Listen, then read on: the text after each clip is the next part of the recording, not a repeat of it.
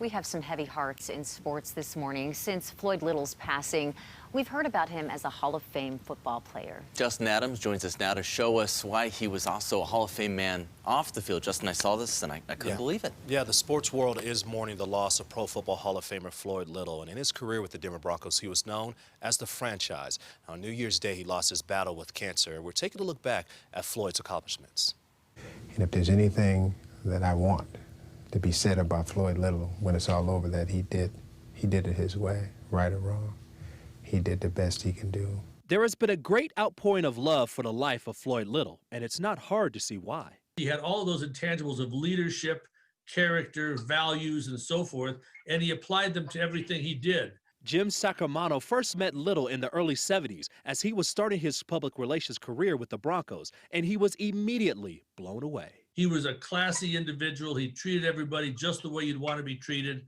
You know, he was a team captain all 9 years of his Bronco career as voted by the players, by his teammates. Little's leadership helped him succeed in life after football. He had business interests afterwards because when he retired at the age of 34, he said, "Hey, I'm not retired.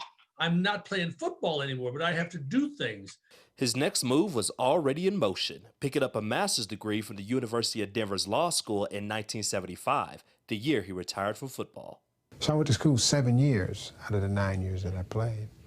And when I finished, I was ready to go. He went from law to the business world, owning a Ford dealership in Seattle in 1990. He also tried to own a football franchise, but it didn't come to pass. But either way, he laid the blueprint for how football players could be successful once they take off the helmet for the last time. He's a role model for all players about the way that you succeed on the field and off the field, because we're all going to have a life after football, and he really demonstrated that that life after football can be extremely successful.